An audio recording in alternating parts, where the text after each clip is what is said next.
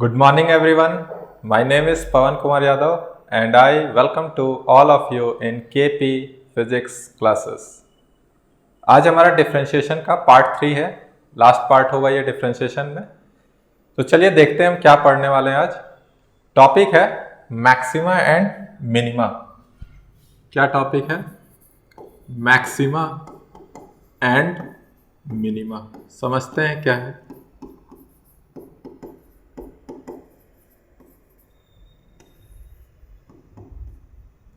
जैसे कोई भी फंक्शन आपका दिया हुआ है, कोई भी फंक्शन दिया हुआ है, जैसे ये y बराबर f ऑफ x है जो कि x पे डिपेंड कर रहा है, तो आपका फंक्शन क्या हो सकता है? मान लीजिए ऐसे है, या एक और देख लेते हैं कंडीशन। दो ही कंडीशन है, एक मैक्सिमा वाला एक मिनिमा वाला। फिगर से आपको कुछ समझ में आ रहा होगा। चलिए, ये आपका हो गया फंक्शन ऑफ x जो कि y हो गया, और ये आपका हो जाएगा x। ठीक है।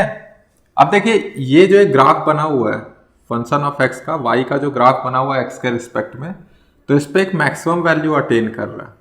यही मैक्सिमम है, इसके अलावा कोई भी इसका मैक्सिमम वैल्यू नहीं है। मैक्सिमम वैल्यू क्या है? ये वाला आपका इस पॉइंट पे है। मतलब मान लीजिए कि ये आपका क्या है?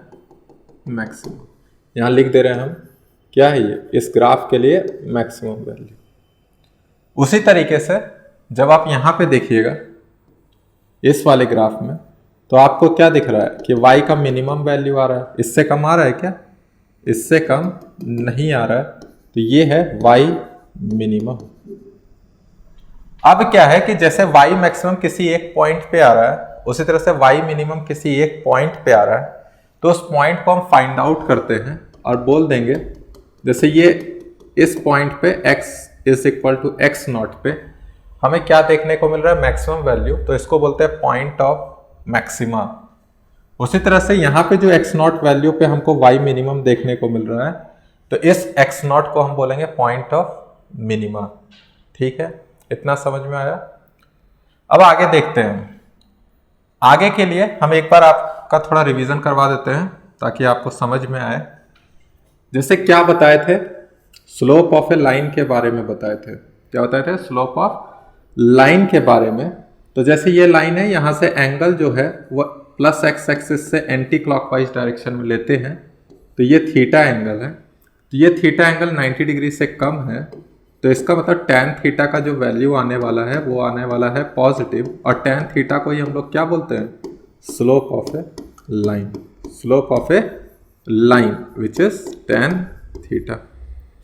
उसी तरीके से अगर अगर अगर मेरा जो लाइन का स्लोप बन रहा है, मतलब एंगल जो बन रहा है, वो 90 से क्या हो जाए? ज़्यादा हो जाए। 90 से क्या हो जाए? ज़्यादा। इस केस में टैन थीटा का वैल्यू क्या हो जाता है? नेगेटिव। इतना बात समझ में आ रहा है? ठीक है, चलिए कुछ और देख लेते हैं। इंपॉर्टेंट है ये, पिछले वाले में समझ में आएगा जो पिछले स्लाइड में हमने बनाया है। पहले यहाँ समझते हैं। मानिए कि ये थीटा पहले 0 डिग्री होगा, फिर 1 2 ऐसे करते करते हम 90 डिग्री तक ले जा रहे हैं। मतलब जो थीटा वेरी कर रहा है, जो थीटा वेरी कर रहा है, वो कहाँ से कहाँ वेरी कर रहा है? 0 से लेके 90 डिग्री तक। तो जब 0 से लेके 90 तक जाएगा थीटा, ठीक है, theta increases from 0 to 90 degree, तो टैन थीटा उस केस में क्या होगा? वैल्यू बढ़ेगा। ध्यान से सुनिएगा, टैन 0 का वैल्यू 0, टैन 45 का 1, टैन 60 का √3। तो जैसे ही थीटा मेरा इंक्रीज कर रहा है, तो टैन थीटा भी क्या होगा? इंक्रीज करेगा इन फर्स्ट क्वाड्रेंट। समझ में आ रहा है? क्लियर हुआ? अब यहां पे देखिए, थीटा मेरा कहां से कहां जा रहा है? 90 डिग्री से 180 डिग्री तक। ठीक है, तो क्या होगा कि जब आप 90 से 180 जाइएगा, तो थीटा तो यहां भी हम बढ़ा रहे हैं, थीटा यहां पे भी हम क्या कर रहे हैं? बढ़ा रहे हैं। लेकिन यहाँ टैन थीटा का वैल्यू क्या है? नेगेटिव। तो जैसे हम दो वैल्यू लेते हैं, जैसे टैन 135 डिग्री वैल्यू क्या हो जाएगा? -1, और टैन 180 डिग्री पे कितना हो जाएगा? 0। पता है ना, अगर बीच में 135 डिग्री ले रहे हैं उस पर -1 और टैन 180 पे 0, तो -1 से 0 की तरफ जा रहे हैं। मतलब अगर वैल्यू वाइज देखें तो वो भी क्या हो रहा है? वैल्यू बढ़ ही रहा है, -1 से 0 मतलब टुवार्ड्स पॉजिटिव। तो क्या हो जाएगा, यहाँ पे भी tan थीटा मेरा क्या मिल रहा है, बढ़ रहा है। समझ में आया कि नहीं आया? ठीक है, इसी का यूज करने वाले हैं। अगर 90 से 0 की तरफ आ रहे हैं तो थीटा डिक्रीज कर रहा है, tan थीटा भी क्या होगा, डिक्रीज। अगर 180 से 90 की तरफ आ रहे हैं तो माइनस में वैल्यू और बढ़ते जाएगा, इसका मतलब tan थीटा का वैल्यू क्या होते जाएगा, घटते जाएगा। ठीक है, समझ में आ गया? चलिए अब देखते हैं कर्व में। कर्व का भी एक बार बता देते हैं, फिर वहां पे हम बना देंगे। जैसे मान लीजिए मैंने कर्व में आपको ये एक केस बताया था, क्या बताया था कि ये कर्व है, तो इसके 2 पॉइंट को देख लेते हैं। अब कर्व के हर एक पॉइंट पे अलग अलग टेंजेंट देखने को मिल रहा है। ठीक है, जैसे कि इस पॉइंट पे देखिए टेंजेंट क्या होगा, इस पॉइंट पे टेंजेंट क्या होगा, ये है टेंजेंट। उसी तरह इस पॉइंट पे टेंजेंट देखिए तो ये है टेंजेंट। तो हर पॉइंट पे क्या है, अलग अलग टेंजेंट देखने को मिल रहा है। इसका मतलब हर एक पॉइंट का, जो कर्व के हर एक पॉइंट पे अलग अलग स्लोप देखने को मिलेंगे। जैसे इस पॉइंट पे जब आप स्लोप देखिएगा तो इसका एंगल θ1 है, तो स्लोप क्या हो जाएगा, tan θ1। यहाँ पे क्या हो जा रहा है, एंगल θ2 जो कि इंक्रीज है, तो स्लोप भी क्या हो गया, इंक्रीज हो गया। मतलब कर्व के हर एक पॉइंट पे जो टेंजेंट खींचेगा वो एक स्लोप देगा, और स्लोप क्या होंगे, डिफर कर रहे हैं। किस केस में, कर्व के केस में। लाइन का स्लोप क्या होता है, कांस्टेंट होता है, और लाइन का ही स्लोप पढ़े हैं, यहां से उसको निकाल पा रहे हैं। ठीक है, अब आइए यहां पे, अब देखिएगा, ध्यान से सुनिएगा। चाहे मैक्सिमा कंडीशन हो, चाहे मिनिमा कंडीशन हो, चाहे मैक्सिमा का कंडीशन हो, चाहे मिनिमा का कंडीशन हो, ये कंडीशन आ कहां पे रहा है। तो अगर आप एक लाइन खींचिएगा यहाँ पे, इस पॉइंट पे जो मैक्सिमम पॉइंट है, तो वहां पे एक लाइन खींचिएगा जो कि टेंजेंट होगा, टच करके जाएगा उस पॉइंट को, और ये पैरेलल है किसके, एक्स एक्सिस के। इसका मतलब क्या होगा कि थीटा एंगल कितना दिख रहा है आपको, 0। थीटा 0 डिग्री, इसका मतलब स्लोप भी क्या हो जाएगा, 0। स्लोप बराबर क्या होता है, tan 0 इज इक्वल टू 0। समझ में आ रहा है, स्लोप क्या हो गया, 0 हो गया। और हम पढ़े हैं कि स्लोप होता क्या है, dy बाई dx, मतलब कि dy बाई dx क्या हो जाएगा, 0। स्लोप क्या पढ़े, tan थीटा बराबर क्या पढ़े, dy बाई dx। स्लोप 0 तो dy बाई dx भी 0। किस पॉइंट पे, मैक्सिमम पॉइंट पे। किस पॉइंट पे, जहां पे हमको मैक्सिमम वैल्यू मिल रहा है, किसका, फंक्शन का। उसी तरीके से मिनिमम में भी आइए आप, तो यहाँ पे भी क्या है, पैरेलल टू एक्स एक्सिस है ना ये टेंजेंट। इसका मतलब यहाँ भी एक कंडीशन जो पहला लगने वाला है वो dy बाई dx क्या होने वाला है, 0। ठीक है, यहाँ हम लिख दे रहे हैं, ये किस चीज के लिए है, मैक्सिमा के लिए, और ये किस चीज के लिए है, मिनिमा के लिए। ठीक है, अब हम कंडीशन लिख रहे हैं, क्या लिख रहे हैं, कंडीशन। तो फर्स्ट कंडीशन है for maxima and minima same है, वहां पे स्लोप क्या होगा, जहां पे मैक्सिमम या मिनिमम वैल्यू फाइंड किया जा रहा है, स्लोप क्या आएगा, 0। That is dy by dx is equal to 0। समझ में आ गया, पहला कंडीशन दोनों में ही क्या है, सेम है। तो दूसरा कुछ कंडीशन आएगा जो डिफर होगा, और डिफर करेगा तभी हम पता कर पाएंगे कि मैक्सिमा है कि मिनिमा। तो चलिए अब स्लोप वाले कॉन्सेप्ट पे जाते हैं, हर एक पॉइंट पे। तो देखते हैं, इस वाले पॉइंट को पहले देखिए, फिर इस वाले पॉइंट को देखिए, पॉइंट देखते जाइएगा जो हम बोल रहे हैं। इस पॉइंट को देखिए, उसी तरीके से यहाँ आ जाइए, यहाँ आ जाइए, और यहाँ आ जाइए। एक एक करके बनाते हैं सब। हम क्या करेंगे कि पैरेलल सबका लाइन खींच देते हैं पहले, पैरेलल टू एक्स एक्सिस, ताकि हमें एंगल देखने को समझ में आए। समझ में आ गया, ठीक है। चलिए क्या कर रहे हैं कि यहां से एक टेंजेंट ड्रॉ कर दीजिए, ठीक, टेंजेंट ड्रॉ कर दीजिए। उसी तरीके से यहां पे भी ड्रॉ कर दीजिए, यहां पे भी ड्रॉ कर दीजिए, ठीक है। यहां तो ड्रॉ है ही, यहां पे भी ड्रॉ कर दीजिए, फिर यहां पे भी ड्रॉ कर दीजिए, फिर यहां पे भी ड्रॉ कर दीजिए। तो आपको नहीं लग रहा है कि ये जो थीटा है, ये θ1 वो ज्यादा है किससे, θ2 से। θ2 किससे ज्यादा है, θ3 से। मतलब जब हम यहां से जा रहे हैं तो स्लोप मेरा धीरे धीरे क्या होते जा रहा है, एंगल थीटा क्या करते जा रहा है, डिक्रीज, तो स्लोप भी क्या करते जा रहा है, डिक्रीज। जैसे जैसे x का वैल्यू इंक्रीज कर रहा है, थीटा का वैल्यू डिक्रीज कर रहा है, इसका मतलब कि स्लोप भी क्या कर रहा है, डिक्रीज कर रहा है। देखिए यहाँ पे आप मान लीजिए अगर स्ट्रेट रहता तो 90 होता, लेकिन धीरे धीरे धीरे धीरे धीरे यहाँ पे देखिए स्लोप कितना हो गया, यहाँ पे स्लोप हो गया ना 0, स्लोप कितना हो गया 0, मतलब कुछ वैल्यू से 0 पे पहुंच गया। अब 0 से देखिए मैक्सिमम नेगेटिव पे पहुंच रहा है, मतलब ओवरऑल मेरा स्लोप क्या देखने को मिल रहा है, डिक्रीज होते हुए मिल रहा है। ओवरऑल स्लोप क्या देखने को मिल रहा है, डिक्रीज होते हुए मिल रहा है। इसका मतलब क्या है, ध्यान से सुनिएगा, सेकेंड कंडीशन लिख रहे हैं, समझ में आना चाहिए, बाकी तो रट ही लीजिएगा लेकिन समझिए। जैसे d by D of x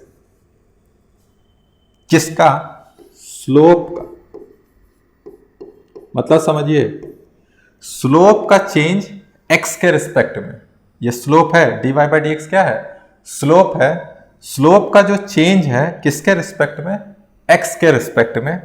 जैसे जैसे x इंक्रीज कर रहे हैं स्लोप डिक्रीज कर रहा है, जैसे जैसे x इंक्रीज कर रहे हैं स्लोप क्या कर रहा है, डिक्रीज।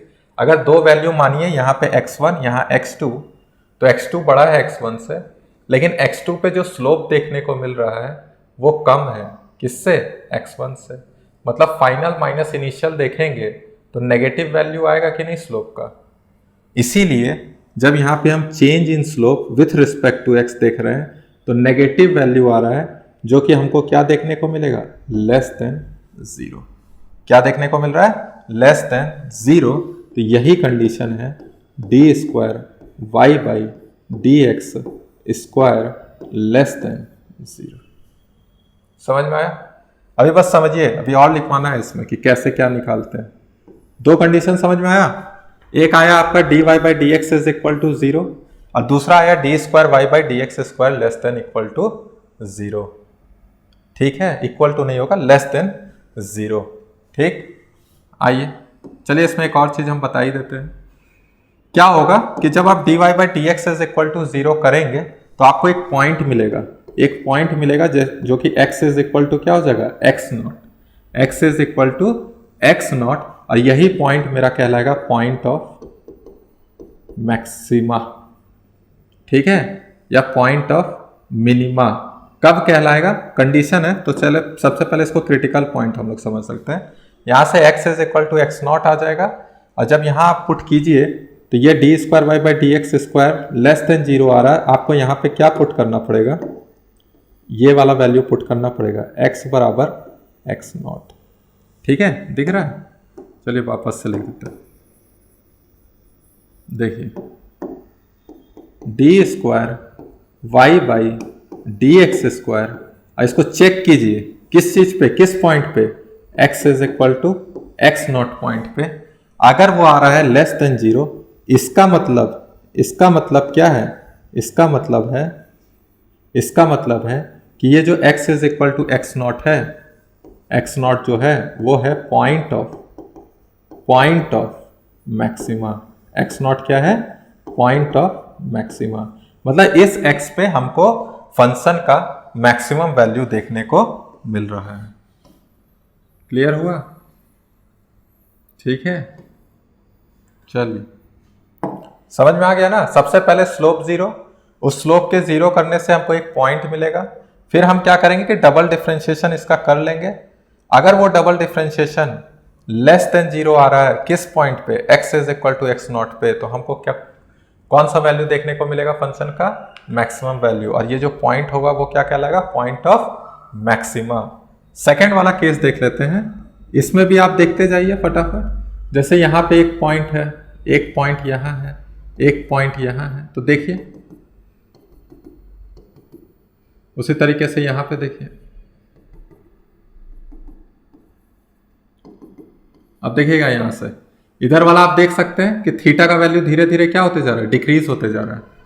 देखिए यहाँ पे ज्यादा था थीटा का वैल्यू, फिर यहाँ पे कम हुआ, यहाँ पे और कम हुआ, कि बढ़ते जा रहा है।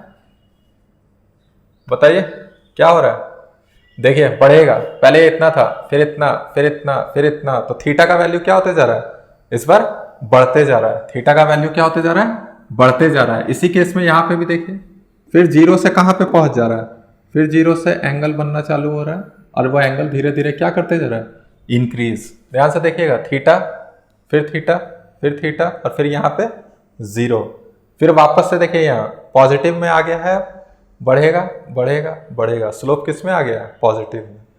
ओवरऑल हमको क्या देखने को मिल रहा है, ओवरऑल हमको ये देखने को मिल रहा है कि जैसे जैसे थीटा, हाफ इधर देख लीजिए, इधर से अच्छे से समझ में आएगा, थीटा धीरे धीरे क्या कर रहा है, बढ़ रहा है। जैसा tan थीटा का वैल्यू क्या कर रहा है, बढ़ रहा है, मतलब स्लोप क्या कर रहा है, बढ़ रहा है।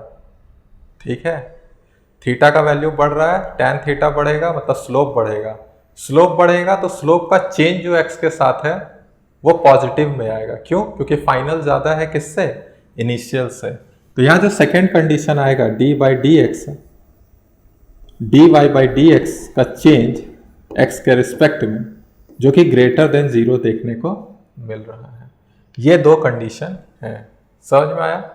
ठीक है, अगर इसको सेटिस्फाई करेगा तभी मेरा क्या कहला सकता है, पॉइंट ऑफ मिनिमा। कौन, x नॉट। तो कैसे करेंगे, यहाँ पे भी सॉल्व करके दिखाते हैं कि कैसे सॉल्व किया जाता है। देखिएगा यहाँ पे क्या होगा, जब dy by dx is equal to zero को सॉल्व कीजिएगा तो एक x आएगा, क्या, x नॉट। x का वैल्यू क्या आएगा, x नॉट, और यहाँ पे आप उस वैल्यू को पुट कीजिएगा किसमें, डबल डिफ्रेंशिएशन में। जैसे ही डबल डिफ्रेंशिएशन में पुट करते हैं और अगर डबल डिफ्रेंशिएशन का वैल्यू ग्रेटर देन जीरो आ जाता है, इसका मतलब है कि वो जो पॉइंट है, कौन, x नॉट, वो जो पॉइंट है x नॉट, वो कैसा पॉइंट कहला जाएगा, पॉइंट ऑफ मिनिमा। कौन सा पॉइंट कहला जाएगा, पॉइंट ऑफ मिनिमा। और यहाँ पे हमको फंक्शन का मिनिमम वैल्यू देखने को मिलेगा। ठीक है, फंक्शन का मिनिमम वैल्यू देखने को मिलेगा। आप x नॉट पुट कर दीजिए y में, यहाँ पे x नॉट, तो आपको मिनिमम वैल्यू, यहाँ का x नॉट पुट कर दीजिएगा तो क्या मिल जाएगा, मैक्सिमम वैल्यू। समझ में आ गया कॉन्सेप्ट। ठीक है, तो आपके लिए ये इंपॉर्टेंट है, ये दोनों कंडीशन याद होने चाहिए। ठीक है, तो आपको समझ में आ गया, यहाँ पे क्लियर हो गया ना। अब एक और कॉन्सेप्ट बता देते हैं, जैसे यहाँ पे समझ लीजिएगा, जैसे यहाँ पे अभी आपका स्लोप क्या था, इस साइड पॉजिटिव, स्लोप क्या था, पॉजिटिव। इसको भी सुन ही लीजिए, यहाँ पे स्लोप क्या है, स्लोप को m से रिप्रेजेंट कर रहे हैं, पॉजिटिव, फिर स्लोप हो गया जीरो, और फिर इसके बाद स्लोप क्या हो जाएगा, नेगेटिव। तो पहले स्लोप मेरा क्या था, पॉजिटिव, फिर अगर जीरो हो जाए और फिर नेगेटिव हो जाए, इसका मतलब क्या है कि वहां पे हमको किस तरह का वैल्यू देखने को मिल रहा होगा, मैक्सिमम वैल्यू। उसी तरीके से यहाँ पे देखिए, यहाँ पहले स्लोप क्या है, नेगेटिव, स्लोप क्या है हर एक पॉइंट पे, नेगेटिव, फिर यहाँ पे जो क्रिटिकल पॉइंट है वहां पे स्लोप क्या हो गया, जीरो, फिर इस केस में स्लोप मेरा क्या आ गया, पॉजिटिव। ठीक है, तो देखिए स्लोप नेगेटिव से जब पॉजिटिव चल जाए और जीरो आ रहा है, इसका मतलब जहां पे जीरो आ रहा है वो पॉइंट मेरा कैसा कहला रहा होगा, मिनिमम वाला पॉइंट होगा। ठीक है, वहां पे हमको फंक्शन का मिनिमम वैल्यू देखने को मिलेगा। तो एक ये भी कॉन्सेप्ट है। मेन आपका ये कंडीशन लगेगा, इस कंडीशन को समझिए। सबसे पहले स्लोप को जीरो करेंगे, उससे जो पॉइंट आएगा, जो डबल डिफरेंशिएशन निकालें उसमें पुट कीजिए उस पॉइंट को। अगर वो पॉइंट ग्रेटर देन जीरो, मतलब वो double differentiation greater than zero आ रहा है तो मिनिमम वैल्यू देखने को मिलेगा। अगर double differentiation less than zero आ रहा है तो मैक्सिमम वैल्यू देखने को मिलेगा। समझ में आया मैक्सिमम मिनिमा का कॉन्सेप्ट। ठीक है, बहुत जगह काम आने वाला है, पूरे फिजिक्स में इसका अच्छा यूज होगा। तो जहां जहां यूज होगा वहां देखेंगे। बाकी अभी 2-3 क्वेश्चन हम लोग कर लेते हैं इससे रिलेटेड। ठीक है, हो जाएगा, लिख लीजिए। ठीक है, ये कंडीशन है, याद रखिएगा, कंडीशन है 1 2, वहां पे भी 1 2। चलिए क्वेश्चन देखते हैं।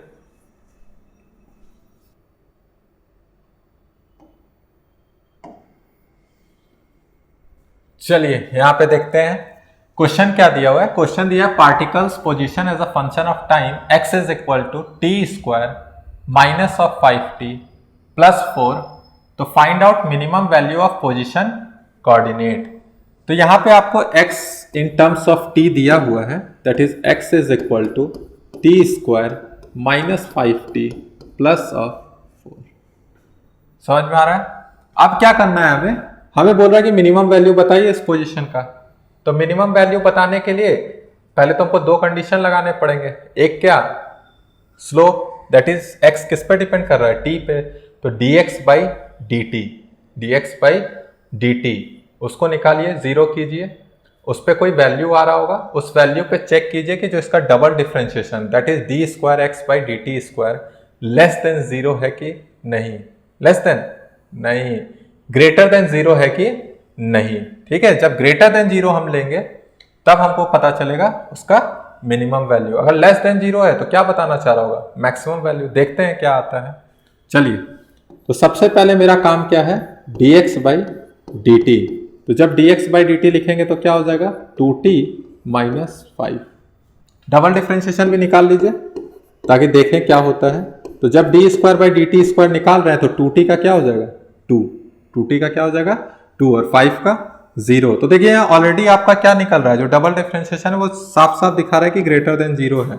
मतलब जो भी पॉइंट आने वाला है t का, उस पर ये मिनिमम वैल्यू ही देगा, उस पर क्या देगा, वो मिनिमम वैल्यू ऑफ फंक्शन देगा, मतलब मिनिमम वैल्यू ऑफ पोजीशन देगा उस t पे। क्लियर हो गया। यहाँ से हमें ये पता चल गया कि हमें मिनिमम ही मिलने वाला है, मिनिमा ही मिलने वाला है। क्लियर हुआ। ठीक है, चलिए अब dx बाई डी टी को जीरो कर लेते हैं, क्योंकि स्लोप जीरो करना पड़ेगा ना। जहां पे भी मैक्सिमा या मिनिमा देखने को मिलता है वहां का स्लोप क्या होता है, जीरो। तो इसका मतलब यहां से हो जाएगा 2t minus 5 which is equal to 0। इसका मतलब क्या हो जाएगा, t is equal to 5/2, that is t is equal to 2.5 second. तो 2.5 सेकेंड पे हमको क्या मिलने वाला है, x मिनिमा। क्या मिलने वाला है, x मिनिमा। तो x मिनिमा तो कर लीजिए 2.5 का स्क्वायर माइनस 5 इंटू 2.5 प्लस 4, तो ये हो जाएगा 6.25, 25 बचे कितना हो जाएगा 125। ठीक है, 25 बचे 125, फिर यहाँ पे हो जाएगा 4, तो यहाँ पे आपका आ जाएगा minus 6.25 plus 4 which is equal to minus 2.25। ठीक है, जब t 2.5 सेकेंड है तो x का वैल्यू मेरा कितना आ रहा है, 2.25, सॉरी माइनस में 2.25। अब ग्राफ ड्रॉ करने के लिए बोल रहा है, तो जब ग्राफ हम ड्रॉ करेंगे तो देखते हैं क्या होगा। तो सबसे पहले आप t को 0 पुट कीजिए, क्योंकि t 0 से स्टार्ट होगा। तो x का वैल्यू कितना बोल रहा है आपका, x का वैल्यू 4। जैसे ये x है और ये क्या है आपका t है, x t पे डिपेंड कर रहा है। जब t यहाँ 0 पुट कर दीजिएगा, लिख दे रहे हैं t इज इक्वल टू 0 पे x का वैल्यू कितना है 4, मतलब पार्टिकल कहीं यहाँ से स्टार्ट हुआ होगा चलना। अब यहाँ पे हम देख रहे हैं कि मिनिमम कहाँ आ रहा है, मिनिमम आ रहा है t इज इक्वल टू 2.5 पे। तो ये t इज इक्वल टू मान लीजिए 2.5 है, तो यहाँ कहीं मिनिमम वैल्यू देखने को मिल रहा है। ये है मिनिमम वैल्यू जो कि कितना है माइनस 2.25, और ये टाइम कितना है 2.5 सेकेंड। ठीक है, तो ग्राफ आपका कैसा बनेगा, तो t स्क्वायर है तो पैराबोला बनता है। तो देखते हैं कैसा रहता है पैराबोला। तो इस तरह का ग्राफ आपको यहाँ से ऐसे मिलेगा। ठीक है, अब ये जो दोनों पॉइंट कट कर रहे हैं ये कैसे मिलेगा, तो यहाँ ये दोनों पॉइंट पे आपको क्या जीरो देखने को मिल रहा है, बताइए। इस पूरे पॉइंट पे क्या जीरो है, x जीरो है, तो x को 0 पुट कर लीजिए। जब x 0 रहेगा तो इसका मतलब क्या है कि t square minus 5t plus 4 क्या हो जाएगा 0, और यहाँ से आ जाएगा t minus 4, t minus 1 equal to 0। तो t 1 और 4 सेकेंड पे x का जो वैल्यू है पोजीशन वो 0 पॉइंट पे है। तो यहाँ पे हम लिख लेंगे ये 1 सेकेंड है और ये क्या है 4 सेकेंड। तो ग्राफ प्लॉट हुआ, समझ में आया। क्या किए हम, सबसे पहले डिफ्रेंशिएट किए t के रिस्पेक्ट में, फिर डबल डिफ्रेंशिएट किए। डबल डिफ्रेंशिएट करने पे यहाँ डायरेक्ट पता चल जा रहा है कि कौन सा वैल्यू आने वाला होगा, मिनिमम। तो स्लोप को 0 किए, पॉइंट ऑफ मिनिमा निकाले, उसकी मदद से मिनिमम वैल्यू निकाले, और फिर हमने प्लॉट किया ग्राफ। समझ में आ गया। ठीक है, कर लीजिए। हो गया।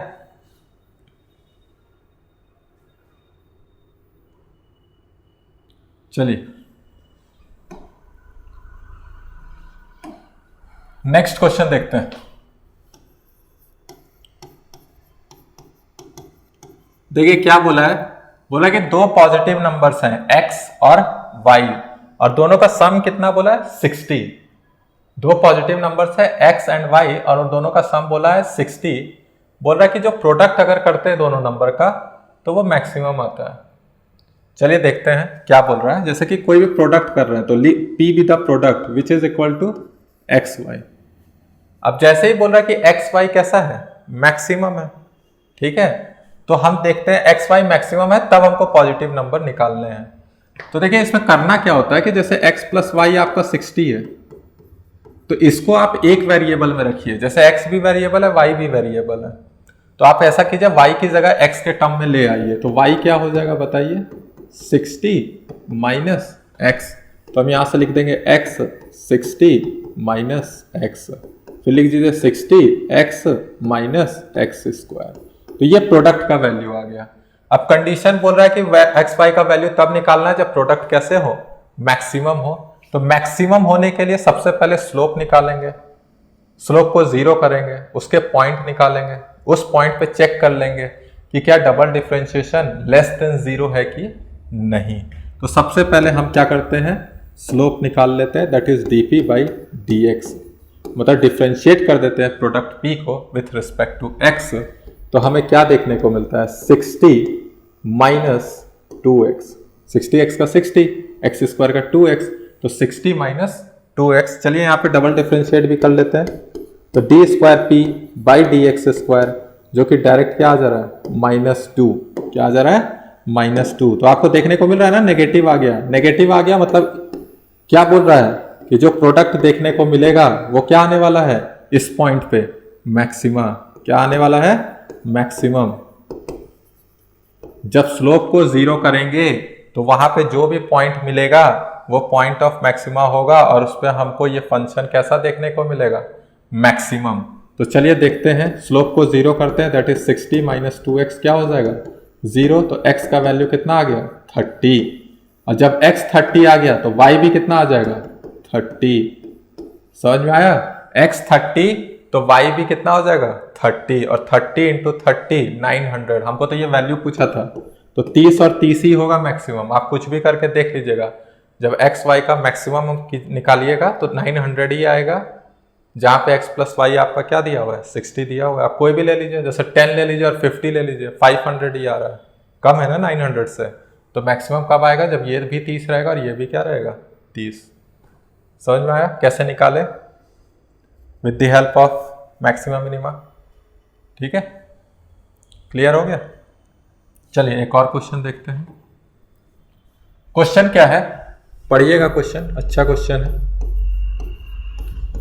बोल रहा है कि एक सीट ऑफ एरिया है is use to make an open tank with a square base, then find the dimension of the base such that volume of this tank is maximum.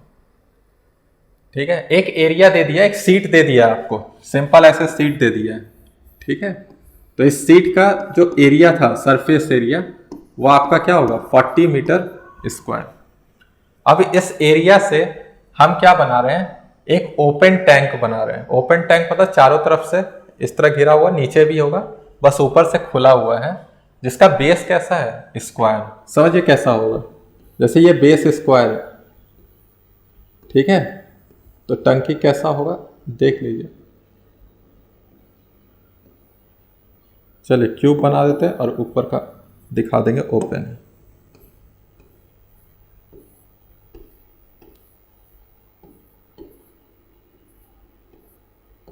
जैसे क्या ये सारा कुछ क्या है भरा हुआ, जैसे इसी प्लेट से हमने ये बनाया ये पूरा, ठीक है, पीछे वाला में तो खाली क्या बचा हुआ है ऊपर में नहीं है लगा हुआ, ठीक है। तो ये जो सरफेस एरिया है ये पूरा का पूरा कहाँ यूज हो गया, तो ये चार फेसेस में यूज हो गया और नीचे आपका बेस में यूज हो गया। जहां पे क्या बोला है, जहां पे बोला है कि बेस आपका कैसा है स्क्वायर, बेस आपका कैसा है स्क्वायर। मान लो अगर ये x है तो ये भी क्या है x है, ये x है तो ये भी क्या है x है, और इसका जो हाइट होगा टैंक का वो हम मान लेते हैं क्या होगा y, height of the tank is y। Clear हुआ। अब देखते हैं जितना एरिया ये था उतना ही एरिया वहां भी रहा होगा। समझ में आ रहा है? जो टैंक बना, टैंक का जो सरफेस एरिया है वो किसके बराबर होगा? इस सीट के एरिया के बराबर। तो टैंक का पहले सरफेस एरिया लिखते हैं। तो सरफेस एरिया लिखने के लिए हमें क्या चाहिए? तो देखिए आपका 4 फेसेस हैं, जो वर्टिकल 4 फेसेस हैं, एक्स वाई, फिर उधर भी एक्स वाई, इधर भी एक्स वाई और इधर भी एक्स वाई। तो जब हम एरिया लिख रहे हैं, एरिया वो कितना है? 4 times of x y. 4 similar faces हैं तो उनका क्या हो जाएगा? 4 times of x Y.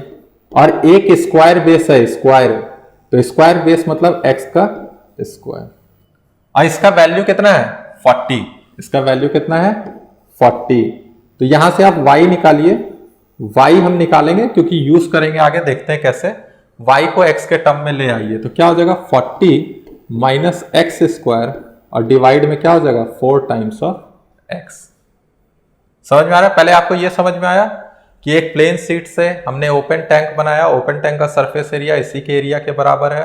Surface area लिखने के लिए हमें 4 वर्टिकल साइड्स चाहिए थे, वर्टिकल एरियाज, और हमें एक क्या था? Base area. तो 4xy plus x square is equal to 40, जहां पे y को हमने x के टर्म में लिखा। क्यों? तो देखिए आगे क्या लिखा है, find the dimension of the base, मतलब x का वैल्यू पूछ रहा है, सच that volume of this tank is maximum. तो वॉल्यूम ऑफ टैंक कैसे लिखिएगा? तो जो क्यूबॉइड होगा, ये एक्चुअल में क्या है? क्यूबॉइड होगा, क्योंकि x और y डिफर कर सकते हैं। तो वॉल्यूम ऑफ टैंक क्या होगा? तो length into breadth into height, तो X square, X into X, और साथ में क्या आ जाएगा? वाई। यहाँ एक्स भी वेरिएबल है, वाई भी वेरिएबल है, तो वाई को एक्स के टर्म में लिख दीजिए, और फिर बाद में वॉल्यूम ऑफ टैंक को क्या बोल रहे हैं? मैक्सिमम, तो उसको मैक्सिमम करेंगे। तो पहले लिखिए x square 40 minus x square divide में क्या है? 4 ऑफ एक्स। तो जो कैंसल हो रहा है पहले उसको कैंसल कीजिए। तो जैसे एक्स स्क्वायर से एक एक्स कैंसिल हो जाएगा, एक्स अंदर ले जा रहे हैं तो हो जाएगा 40x माइनस एक्स क्यूब, और डिवाइड में क्या आ जाएगा? 4। समझ में आया? x से x cancel, 40x minus x cube, divide में क्या आ जाएगा? 4। तो ये आया मेरा volume, volume of tank 40x minus x cube by 4। अब हमको क्या बोल रहा है कि डायमेंशन बताइए बेस का, जब वॉल्यूम जो है टैंक का वो क्या है? मैक्सिमम। तो सबसे पहले हम डिफ्रेंशिएट करेंगे v को x के रिस्पेक्ट में, तो dv by dx, dv by dx, तो dv बाई dx कीजिए, कांस्टेंट टर्म को बाहर रख दीजिए और डिफ्रेंशिएशन कर दीजिए अंदर वाले का। तो 40x का कितना होगा? 40x का कितना होगा? 40, और x क्यूब का कितना होगा? x क्यूब का होगा 3 टाइम्स ऑफ एक्स स्क्वायर। तो लिखिए इसको यहाँ पे 3 टाइम्स ऑफ एक्स स्क्वायर।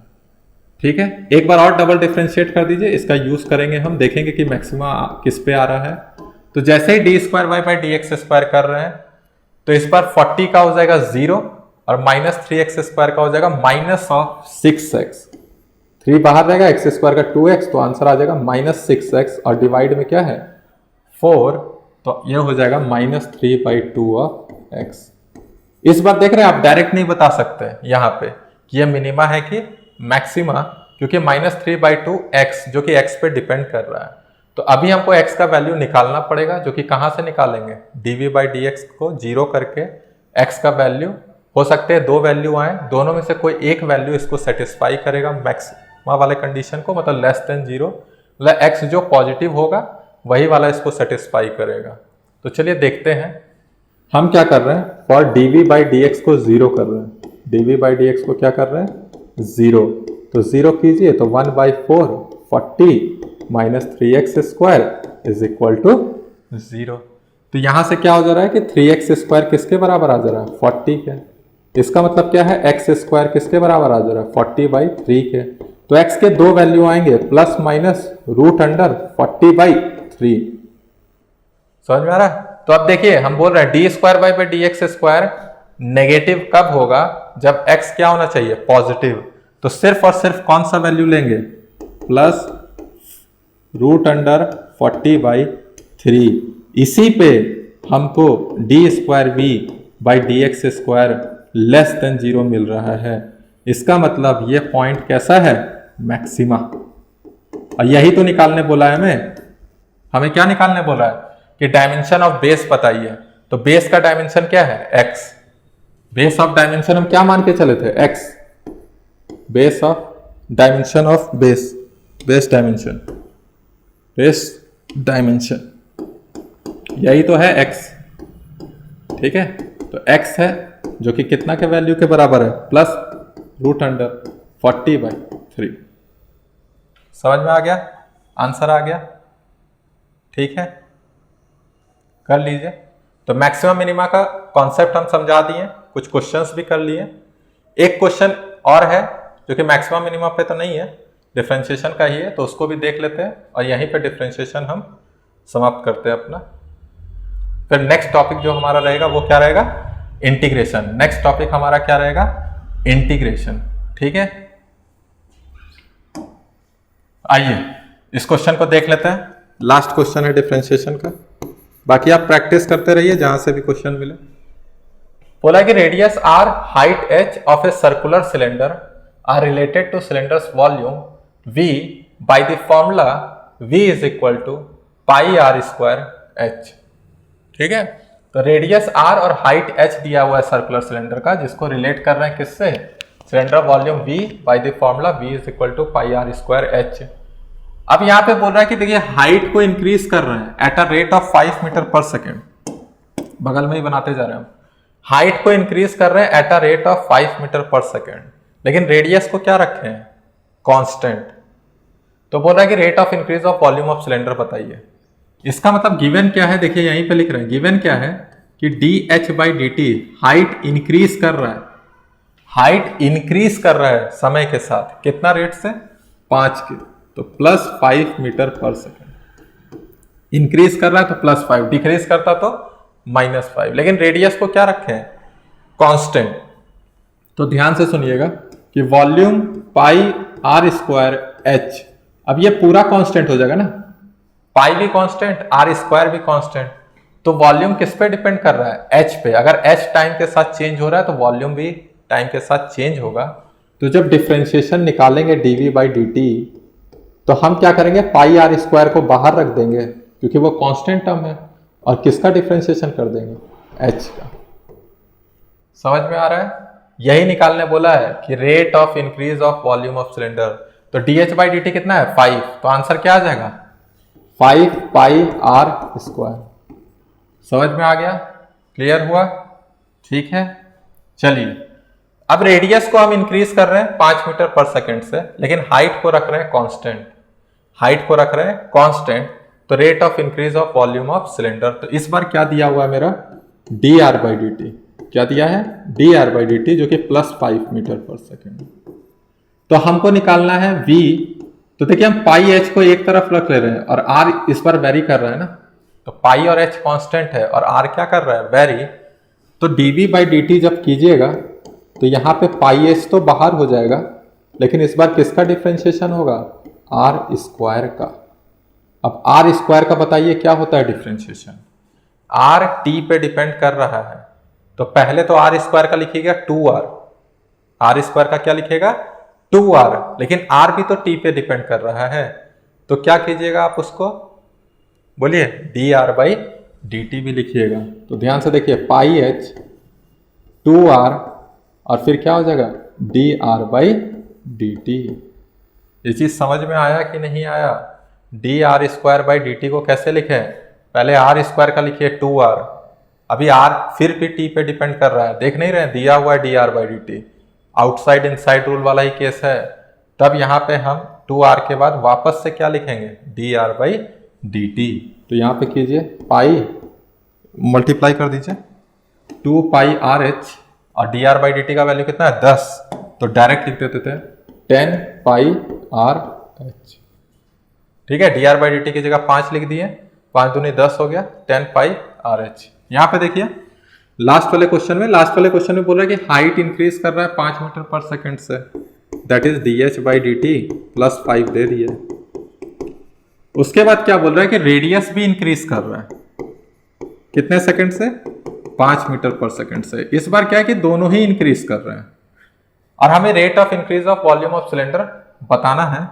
तो इस बार वॉल्यूम जब लिखेंगे तो देखिए पाई तो कांस्टेंट है, वो बाहर रहेगा। इस बार आर स्क्वायर एक फंक्शन है जो कि टाइम के साथ चेंज कर रहा है, और एच भी टाइम के साथ क्या कर रहा है, चेंज। तो यहां क्या करेंगे, तो यहां प्रोडक्ट रूल लगाएंगे। याद आया? कौन सा रूल लगाएंगे? Product rule. प्रोडक्ट रूल में क्या करते हैं, पाई को रख बाहर ही रहेगा, तो एक बार एच को बाहर रखिए और किसका डिफ्रेंशिएशन कर दीजिए, आर स्क्वायर का। चलिए पहले आर स्क्वायर को बाहर रखते हैं और एच का कर लेते हैं। आर स्क्वायर बाहर रहेगा, किसका कर लेते हैं, एच का। फिर बीच में प्लस का साइन, ठीक है।